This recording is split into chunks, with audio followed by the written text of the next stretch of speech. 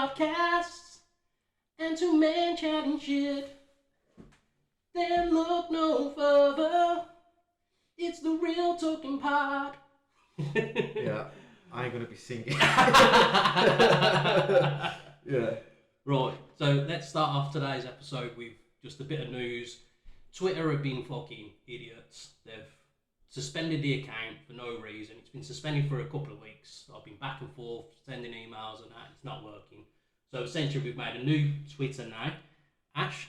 Yeah, so the new Twitter handle is @AshandJD. That's it. But don't forget, we still got mail.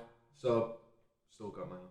realtalkingpod@gmail.com, and then YouTube, as usual, is the Real Talking Pod for the socials. So, any emails, any questions, literally just anything, just email or Twitter, DM us, slide in those DMs. Yeah, I'm waiting for it. It'll be up on the screen and that anyway. All the links will be there. Right, yeah. So, going off of that little bit of an intro, I thought this week we'd talk about greatest movie soundtracks. Okay. Now, with all the years, all the movies, there's some bangers out there. Yeah, some better than others. Yeah. Now, there is individual films that have just got one good song. But I'm talking about a whole fucking album that we can just stick on, listen to, and enjoy. There's no skips. Yeah. So, I've compiled a little personal list. You've got a personal list. Yeah, I've got my top three. So I think we have your top three. What, do you want to do one each? Yeah, alright, so I'll do my number three. Yeah. And then you do your number three, and we'll see if they line up. Yeah. So my number three is from the movie Southpaw. Now this I forgot how this was such a good movie, but the soundtrack's even better. Obviously, it had Wise Men by Frank Ocean, which is one of the best songs ever. Eminem, Phenomenon. It just had everything. It just, for the movie, it just flowed all the way through, and the soundtrack I think the soundtrack might have even been better than the movie. But it was such a good movie, and also Jake Gyllenhaal just seems to get in some incredible shape for this film. Well, he's done it with that new one. Yeah, the MMA Ultima Fighter, I think it's called, or something like that. It's gonna be cool. Yeah, I've just seen that little clip when he's in the octagon fighting. Just get shredded, mate. Yeah, he's in such a good He's shape. got good genes. I mean, he's a good actor in general. Yeah, I do like RJ. Yeah, he is a good actor. I've only seen that film once, to be fair, and it was a good few years ago. So I can't think of all the actual songs for it, but I know it was a good. I definitely enjoyed it. You know at the it's time. good when you come out of a movie, out of the cinema, and you put the playlist on the car, on the drive. And I remember doing this film. Yeah, really good. So what's your number three? Well, number three for me, it's Rocket Man.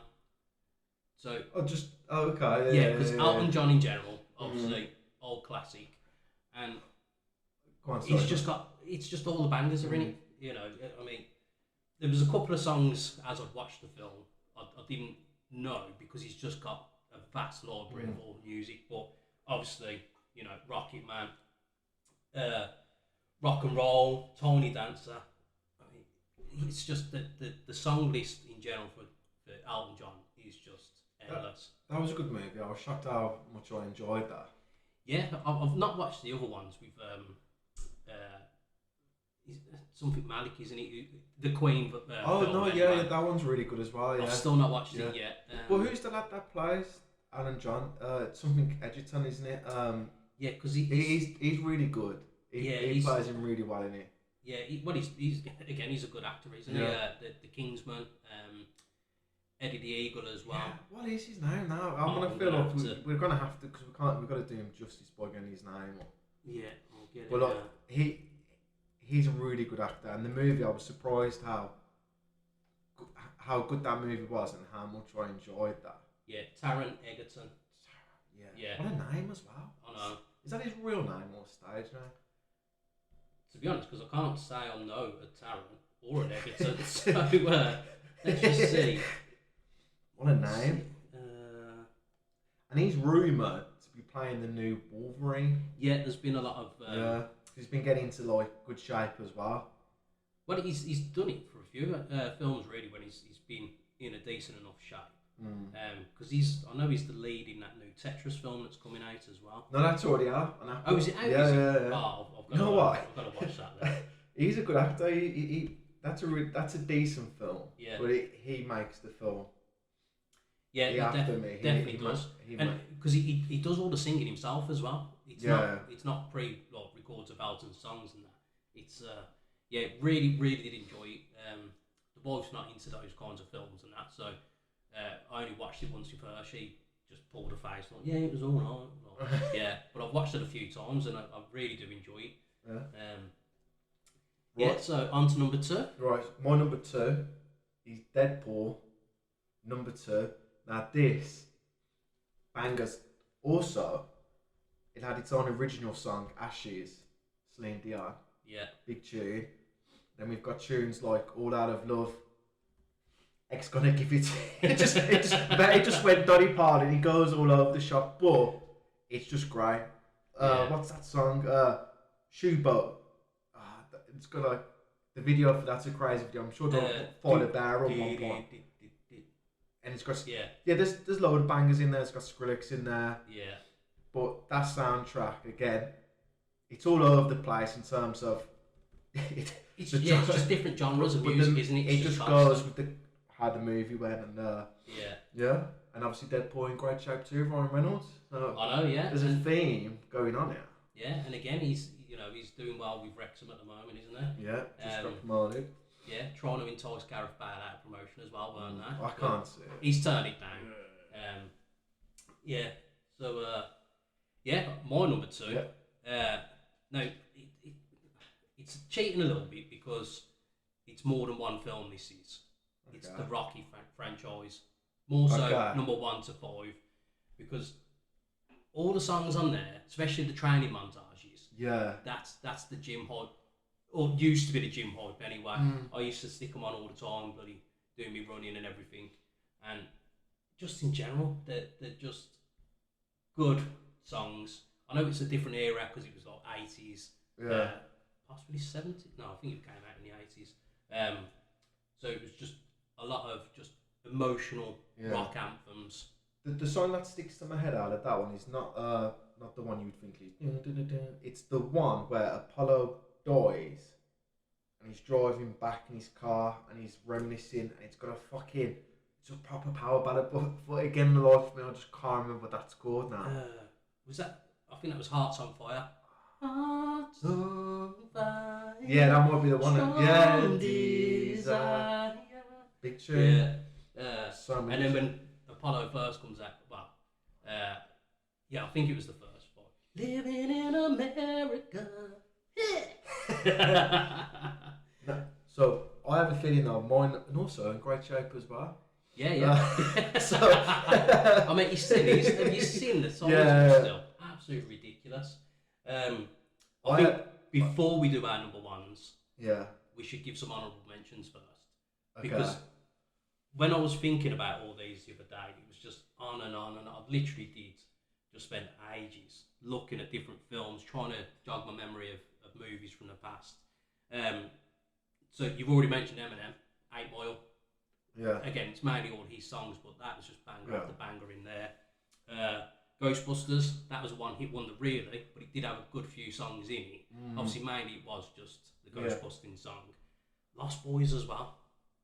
I've never watched it, mate. Alright, vampire film, but that again, it was mainly just one song that always comes to mind. School of Rock, Jack Black. Yeah, that was. He just bangs out.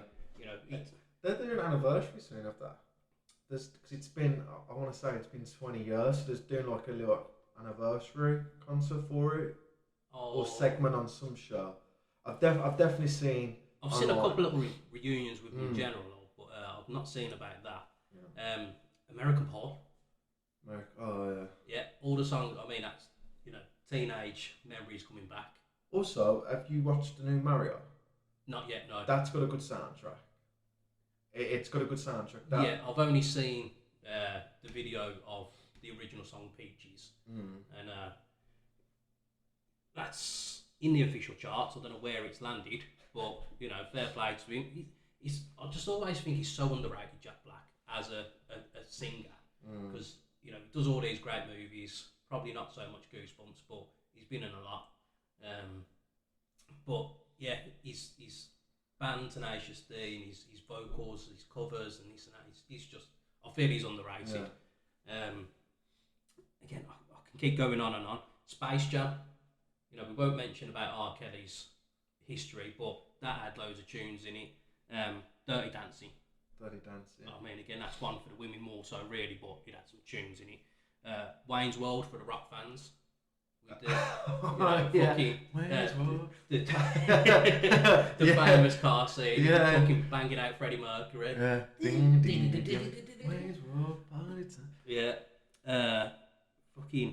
To be think, if you look back on Wayne's World, theirs was like, I know there was a little TV show, but it was kind of like a new, like, it was just a little segment, wasn't it? Yeah, Wayne's World. It started off on it was a comedy sketch show. Yeah. I can't think of the name of the show now. There'll be people saying it's fucking this, you idiot. But it was just one of those little sketches. So it was Mark Myers and the other chap, which I always forget his name. Garfield? No, that's his name. Yeah, it was Garfield. Yeah. And so it was literally just a little sketch, and then they got the budget to make the movie. That's a great film, actually. Yeah. I love the bit where he's fighting the Asian man, and he talks Asian, but he's lips.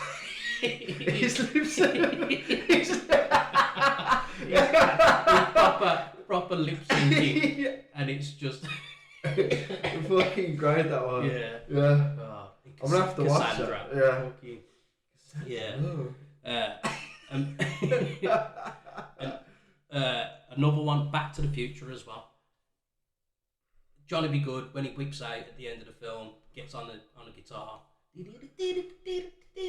Yeah. And he ends up going off the rails and smashing the guitar. But again, that's got a good couple of songs, but mainly just Johnny Be Good. He's always the standout on that. And Top Gun as well.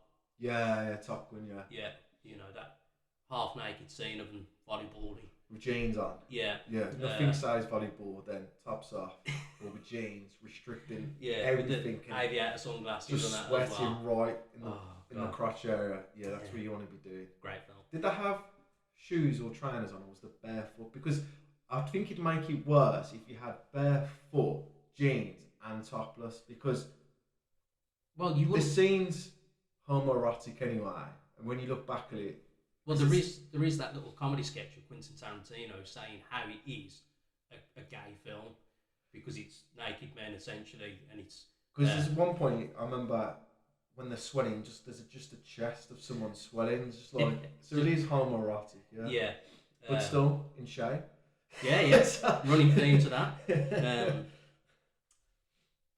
I think that's it on my honourable mentions. There was loads and loads, but I didn't want to write them down too much because we'd be going on for hours and hours. Well, I think it is just the ones where they really stick to your head. Is when you've come out the cinema. Yeah. You want to put the movie list on. The soundtrack list on. Yeah. And just go for a. I know. Because also, I really like the soundtrack. One of my mentions to Black Panther 2. Yeah. That had a really good soundtrack. Well, number one did as well, to be fair. Yeah. Because there's a lot of programs, especially the Marvel programs on Netflix and all that. They really delve into the soundtracks of these programs. So music just helps tell the stories now, doesn't it? And then I think before we reveal the number ones as well, because obviously these are personal choices. On the website, you've got some stats for it. Oh yeah. So the top 5 official, unofficial. Yeah, so it varies from website to website, but from Vulture.com. Now, I haven't watched any of these, and I reckon you might have watched 1 or 2. So again, this is off Vulture.com. Number 5, Oh Brother, Where Aren't I? Command 2000. Yeah, definitely. Number 4 is Purple Rain. Big tunes. 1984. Yeah, Prince. 3, Shaft, 1971. Yeah. Number 2, Superfly, which came out in 1972. And then number 1, American Graffiti, which came out in 1973. But again, I've never watched any of these, and it varies from website to website. I think just whoever's really putting the list together, their taste, Yeah, isn't it's it? all subjective, isn't Yeah. it? You know, but a lot of these journalists, they just go on a generic popularity. But one that did just pop in my head, which is all original music, the South Park movie, Bigger, Louder, Better. The songs in that were just ridiculous. I mean, their creators are just funny in general, anyway, aren't they? Again, with Team America and all that as well. But yeah, the Canadians singing in that is fucking hilarious. Right, so number 1 on the list. Right. I've got a feeling it's the same one, and I'll be shocked if it isn't. So, Guardians of the Galaxy Volume 1 is my number 1. Number 2 was good. Number 2 had some really good songs, but this one just flowed a lot better in the movie. I mean, again, number 2 soundtrack was really, really good, but I felt like number 1 just changed the whole music in terms of how the movie and the music, for me, just the music made the movie, but the movie was good as well, if that makes sense what I'm saying. It just, the whole flow of the soundtrack just made the movie even better. Yeah. I mean, yeah. Well, it definitely did. It's the same one, number 1. It made me go back and listen to songs from the 70s again, 80s again, and just songs that you wouldn't really, you wouldn't give the time to. A lot of them, you well, I wouldn't say we forget a band because it was, 20 odd years before he was born. But songs that you think, bloody hell, this is a good song. Hooked on a Feeling. Yeah. And then you got Escape, the Pina Colada song. Pina Colada. Yeah. Call back to the intro of the pod. It just was. I mean, I couldn't even be able to count how many times I've just stuck this playlist on while I'm working away or driving and that. And it just goes on and on, doesn't it? It's absolutely brilliant. I think it just... Also, we picked up on the nostalgia last week, but he goes back to nostalgia feels because he has the tape recorder to play. Then obviously it's got songs from the 90s. I want to say 90s. Maybe not the 90s, sorry, but it's got the 80s and definitely the 70s. It's got obviously Rupert Holmes, David Bowie in there, Jackson 5, Redbone, Marvin Gaye. So, big songs, big artist. But yeah, that soundtrack, I think, definitely for the Marvel franchise, because it's made their movies more. The soundtrack's better because before that, I can't remember a Marvel soundtrack that was any good. Well, there wasn't as musically orientated. Yeah, before but that now, look, I really feel like, especially with the Marvel films, I mean, the soundtracks are key. Like how push it. Well, I think it was one of the better things about Thor: Love and Thunder because it was a lot of similar songs. Again, another one in good shape. Yeah. Lovely naked scene there. But yeah, it definitely did. It helped shape a lot of the Marvel films after that. And just listening through the whole of the soundtrack as well, you envision the film while you just switched off listening to it, and you can almost play it back scene for scene. I mean, it was a good film in general. Not just the soundtrack. I think that helped the colour schemes and the narrative of the rest of the Marvel films afterwards. Anyway, it was But number 2 was good though. The soundtrack because you had Johnny Americans. Come a little. That one I won't sing them, but and then obviously he went for the emotional side. Obviously at the end. Yeah. And he had Simon Garfunkel. Was it Simon Garfunkel at the end song? I'm sure he was. No, it wasn't Simon Garfunkel. It was Cat Stevens. It's definitely Cat Stevens, yeah. And the ending, not the ending, but you know what I mean, when it's doing all the funeral scene. Yeah. Yeah. Also, number 3 is coming out soon. Yeah, it's going to be interesting to see I'll be thinking that it's going to be better or worse. Well, I've not looked at too many trailers or teasers or anything for it because I like to get a bit surprised with these films. But I remember... It looks like it's going to be an emotional one. Cat Stevens, Father and Son. Sorry, great tune. Yeah.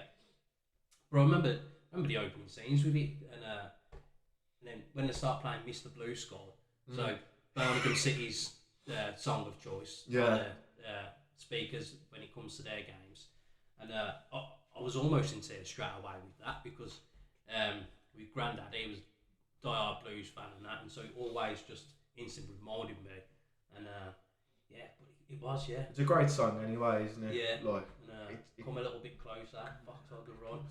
Oh God. Sam Cooke. Yeah. I don't know, you know. I think maybe. no. But that's Yeah. again, like what I said with the Rocky, because it's in general across the films.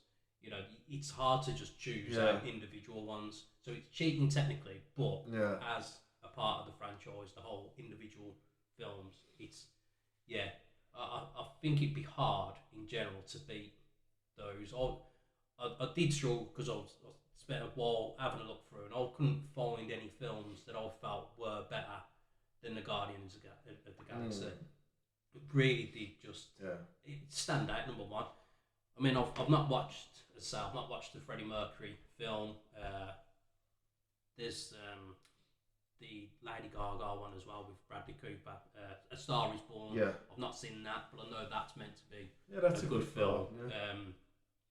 There's a lot. Again, it's just down to the personal preference, really, isn't it? Yeah. But I think we've knocked it out of the park with the number one. Yeah, I think anywhere else than where Guardians of the Galaxy. Yeah. I think I'm going to end up having the Guardians of the Galaxy watch along later now. There's no one that watched that film. Also, as well, I went into that film thinking, with Marvel films, the films that you don't think are going to be, great, are better than the ones like 4-3. Like, I thought when I went into that, I was like, that ain't going to be that good, but it was the best one. I enjoyed it. But yet, no one left the cinema and didn't put that soundtrack on. No one. If they did, or not singing one of the songs. No. I know straight away I was singing Pina Colada as I walked out. Because you just can't get it out of your head. Yeah. Once it's on, it's just endless. And also, when you listen to the lyrics of that song, when you listen to the lyrics, it puts. But because it's something that we never picked up on when we were watching the film. You'd hear it on the radio, something. You're like, oh yeah, this is the Pina Colada song. But once you start listening to it, it's the pair of them trying to have an affair, leave each other, and then end up somehow finding each other. And the fact that they just laugh it off and just carry on, like, oh, what are you like? And fucking end up staying together. What a load of bullshit. God. But still, great song. Yeah. Right, and everyone, just a reminder, you've got to send us in your emails, your questions, anything that you want to talk about. If you've got any topics you want us to go over, just any little questions, if you want to know something stupid about us, any fun facts or whatever, just send them in. Yeah, so email us at therealtalkingpod@gmail.com, slide into the DMs at now the Twitter handle at AshandJD, and then YouTube Real Talking Pod. Thanks. Right then. So moving on from that, you know me, I'm always driving around, listening to the greatest anthems and everything. Yeah. So yesterday morning, driving along, I had over an hour and a half worth of a drive, and the van, it's almost at 250,000 miles. So every now and again I'm counting down, like, oh yeah, I'm 1,500 away and this and that. So I'm plodding on, I've looked down, and as I've looked back up, I thought, hang on, that's not changed. So it's on 248,601 miles. Now I had this van, I believe it was on 118,000 miles, so I've done a fair few in it.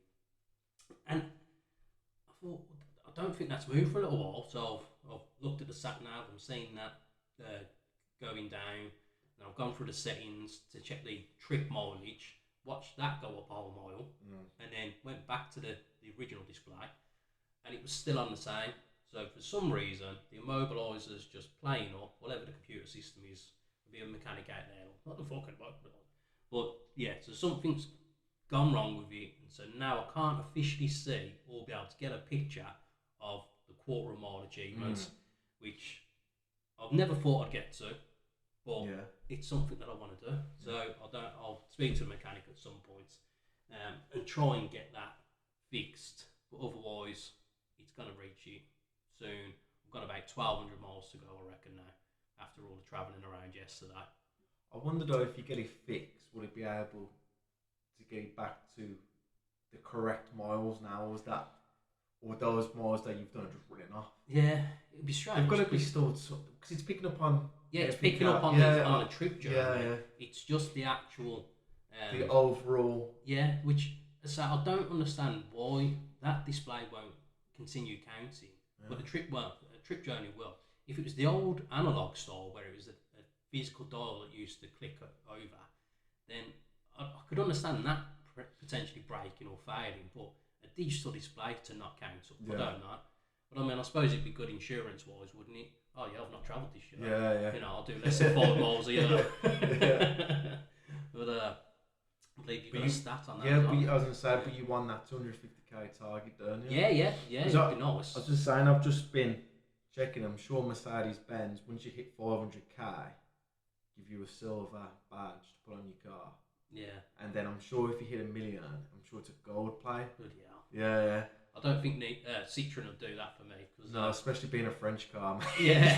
That's what. The gold plaque Lucky to get worth so more far. than the fucking van anyway. Yeah, it's not meant to go that far, that Citroen van. But obviously, so with all the driving that I do, you see a lot of shit yourself and that anyway. The amount of idiots that are on the road that shouldn't deserve a licence, let alone even attempt to get one. So, I mean, usually it's a stupid lorry that pulls out in front of me and this and that.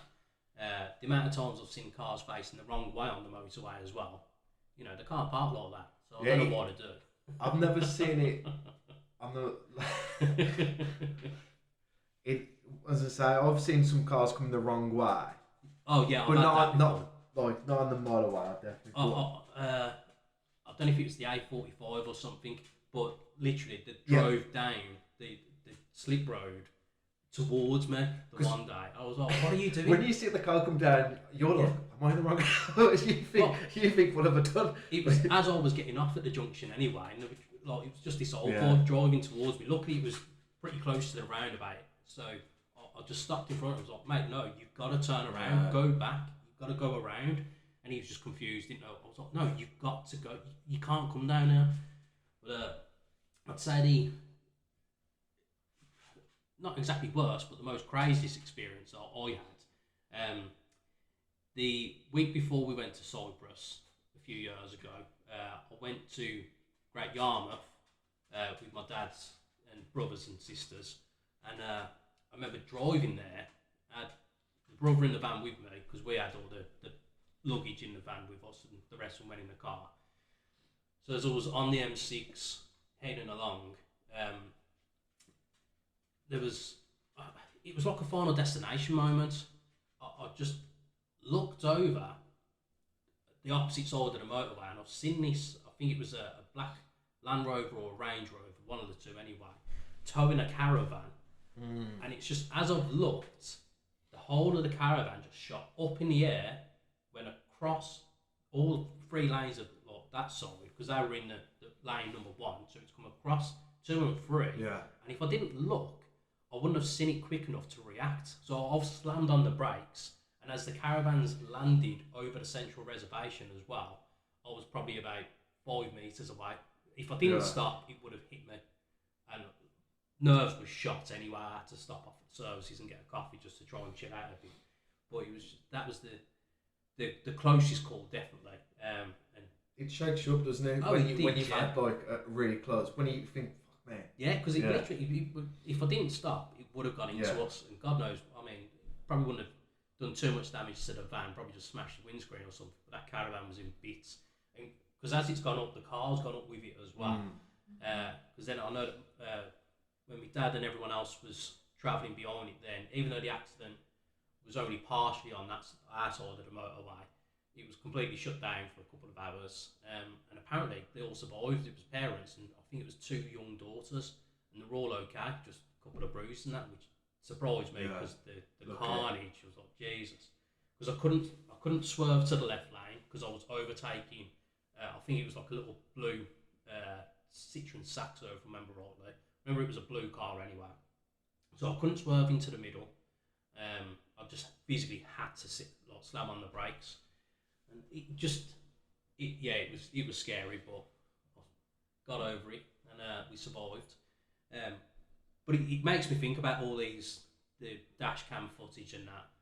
I do need to get one, to be fair, because the idiots that I see on the road, I mean, the amount of them that just can't read road signs and roundabouts as well. When it's clearly marked that you've got 3 lanes, and they still have to cut straight across, and it's like, why?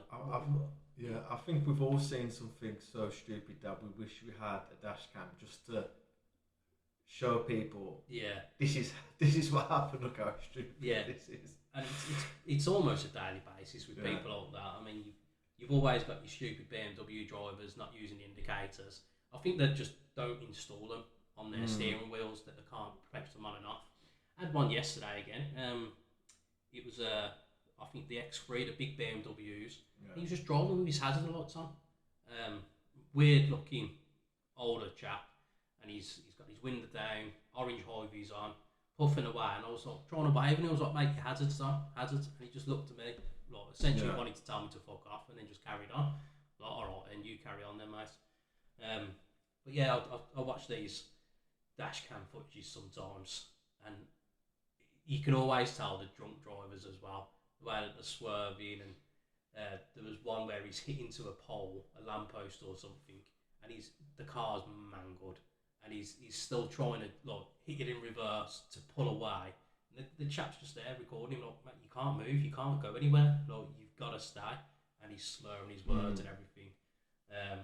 Another one in American car park, because they have like a big curb that separates their parking spaces, like front to front, and he'd gone up on one of those, and so because it was essentially the car's floating and the wheels are just spinning, and he still thinks that he's driving because he's revving like the engine, he's like trying to turn the steering wheel. I just don't know how to get away with it, but it always makes me think as well, because you watch these films and American TV programs and that, and the amount of them, it's like they promote drink driving. There's all the parties, they'll go to have a meal and go to a bar. They'll get drunk or have a good amount to drink, and they just get behind the wheel, and it's like it's not a problem to them. I think because it's so vast, and you're in those little towns, you know, when you've got a couple of thousand people, and you know, I suppose it'd be hard. Well, I suppose taxis services isn't the best in those communities, so you run the risk, because it's just like probably a 10-mile straight road. Yeah. Do you know? So maybe, but I get what you're saying, because it does. Yeah, it might be a bit more acceptable, but it is strange. I always just find it weird, because you know, you see like it's a college party or something. They're getting like completely hammered with the keggers and all that and beer pong. And they just get behind the wheel, and it's like they're completely sober again now. Like, no, you've just been drinking for 3 or 4 hours. But I think that their drinking culture is completely different to ours anyway. I don't think they can handle the alcohol like we do. Not on the beer, so. But yeah, it's just I don't know. I don't know why they always do. Another thing that cracks me up with the bloody American programs, it's like the average person is always ripped. Like you see where they're like the 1920 and they're just jacked. And it's not realistic. But why are they all perfect fucking bodies? It's just I know it's acting and it's not real and everything, but it's not a.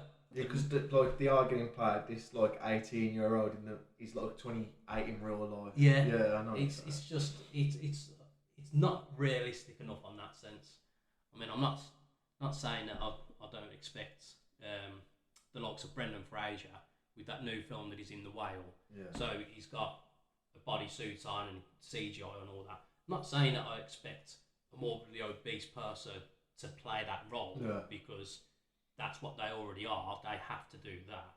But some of them need to be a bit more realistic. You know, it does extend on a bit too much sometimes, I think.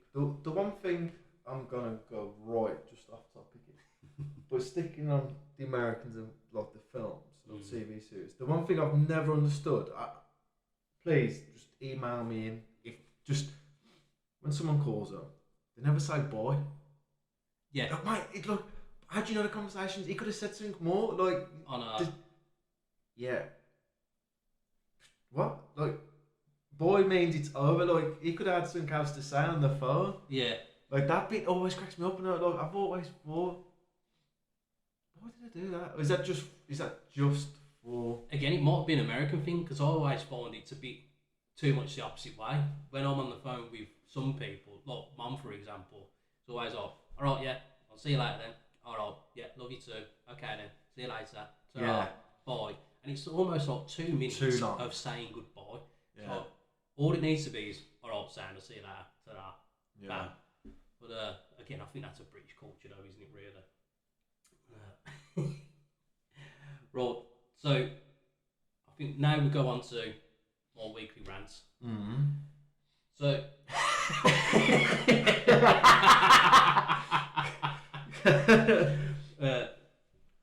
So obviously I do a lot of walking with the dog. He needs, a good few hours a day. But he's a road weirdo. So any bits of tissue and that he sees on the floor, he'll pick up and try and eat. I mean, when I came here last week, I got back home, almost a full kitchen roll was just demolished. So it's my fault because I've left it on the side. I didn't put it up away, which I shouldn't have to do. But yeah, I've got back home, seen it's not on the side, and all there was like 3 little bits of tissue left on the floor. So he's completely eaten all of it. I just don't know what the obsession is, because it must be like gourmet food to him or something. So the amount of times I might walk in and he'll find a tissue on the floor, and then I have to do the dog wrestling dance then. So, he's a big enough dog anyway, but he's getting him in the headlock, trying to force open his mouth, and then you're trying to get through all the saliva and get the little tissue out of his mouth, and oh God. Because for starters, you don't know what's on the tissue anyway. And in general. You don't want him to swallow anyway, Yeah. but he thinks you're playing. I know, but like, someone's at least blown the nose and just chucked it on the floor. And so it's doing all that, and you're feeling grossed out and that anyway, and you chuck it and you tell him off, and he's like, yeah, all right then. But, so by mine, because I've got the hospital around the corner, so on my road there's a lot of doctors around the area, doctors and nurses and that anyway. But the amount of them that I see are just dropping their tissues, and I see like they'll blow the nose and they'll chuck it on the floor, and it's this one road in particular, they're always doing it. And it's so frustrating, because it's bad enough when it's just a normal person that's got a bit of a cold or something, but the doctors and nurses, they should know better to not be chucking their tissues on the floor, because we don't know whether it's a cold or any kinds of flus, viruses or whatever.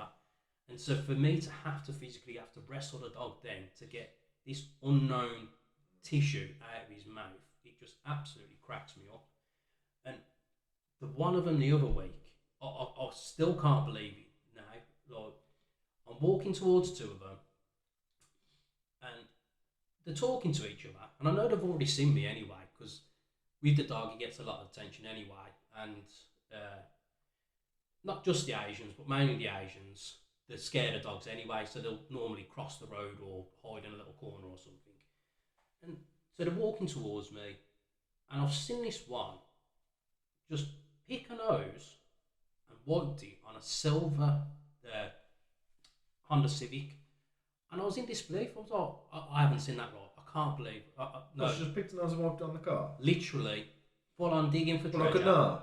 Yeah, and I know it's a nurse, because even though they got the coats on, you can see a little bit of the. Why just flick it? I don't know, mate. I don't know, because I thought the way she'd physically stopped at the car as well. I thought it was her car. She was about to open the door and put like a bag in the back or something. But no, she's physically wiped it, and I was just in shock. I was like, as I'm going past the car then as well, I've seen the evidence, and it was a big snot ball just wiped on this car, and I just felt like throwing up a little bit, to be honest, because it was just vile. The no shame of it. And still right in front of you. Yeah, because we made eye contact. Because even after she'd done it, as I say, they both walked past me still, and we've made eye contact. So she's walking with someone. Walking with a colleague. You're in front of her. Yeah. Picks her nose. Yeah. Had the big greenie on her finger. Wipes onto the car she's walking past. Yeah, it was more yellow than green, to be fair, when I saw it. Oh. Might have just been the light transferring through from the car or something, but yeah, I just couldn't believe it. It was absolutely disgusting. People are just, some people just don't give a fuck. Like, yeah. Oh God, it is strange. But it's not just the tissues, they keep dropping the masks and that on the floor as well. I mean, I get it, there's still this bit of a pandemic going on, which I'm waiting for lockdown number 3 any day now, because I don't know why they haven't done it yet. They will do, because propaganda, more conspiracy theories. Tune in next week, maybe. But yeah, I don't get that. Like, you're wearing a mask to stop spreading any viruses and whatever crap. And why take it off and throw it on the floor anyway then? Because someone's got to pick it up or clean it up or whatever. You're still spreading it around in that sense. It's just ignorance and laziness. Yeah, so just throwing anything on the floor, really, isn't it? It is, yeah. And you've got bins, especially, I assume hospital will have hundreds of bins. Yeah, and to walk past every single one and then just throw it on the floor right outside it. Yeah, well, even because the road in particular, it's got the church there, right by the park and that as well. And a lot of them cut through the park. There's, I don't know, about 6 bins on the one path through the park. There's bins on the corners as they're coming out of the hospital to this road. So why do they have the obsession to be able to just blow or wipe whatever crap it is and just chuck it on the floor? The act is nasty in general, but when I have to get this tissue out of the dog's mouth, it just makes me feel sick, because I'm conscious then. I can't touch my face because I don't know what's on my hands now. And then it's trying to force him to drink some water as soon as I get in to try and sweat his mouth out, essentially. Not that he does, because he's a little div.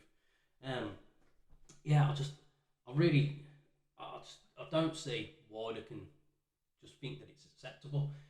But I've worked in doctors' houses in the past, and it's surprising how, I'm not saying all of them, but the few that I've worked in, it's surprising how unclean they are in general. Obviously, these people, they have to be sterilised, clean, and, so they don't cause infection, carry anything, because they're between operations and seeing patients and stuff. But the houses that I've been in are absolutely atrocious. Kitchens are in states, food left everywhere. I remember the one job in particular, old Victorian style house, Moseley. The second story, which was essentially like loft conversion, they had the au pair living with them. So she was in college or uni. I don't know what country she came from, to be honest.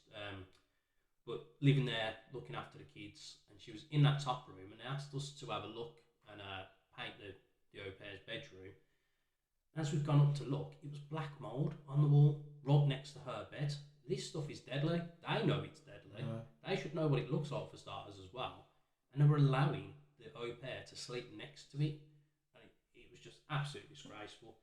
I mean, not just the doctors as well. I've worked in a few footballers' houses, and there's one in particular, Matthew Loughton, when he was playing for Villa at the time. Absolutely disgusting. We went into the house because we did some work, did his kitchen and everything, and there was dirty nappies on the floor, dirty clothes left everywhere. But because you just had a kid though, or was it just dirty? It's laziness, mate.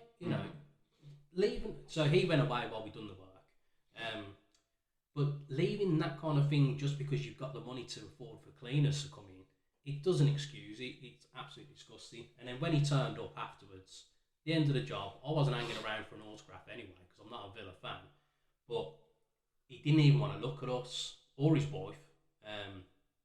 Just ignorance, didn't want to say hello or anything. They just went in, had a quick chat with the builder, and then we went. No thanks or anything. Just absolutely disgusting. I don't know if he still plays for Burnley now, but he was the last time I've seen him. I did have a dump in his house as well. We'll save that for another podcast. The celebrities' houses that I've pooped in. So that went off on a bit of a tangent with footballers there, but that's the rant over. Fucking no mention of Sam Smith this time. So I think going from that now, then I think we should call it a pod. Yeah. That's a pod. Right, so don't forget, send in your questions, slide in the new DMs, email us, realtalkingpod@gmail.com. Yeah. Twitter is Ash and JD. Anything you want, absolutely anything, questions, ideas, or just say hello. Yeah. Alright, see you later then.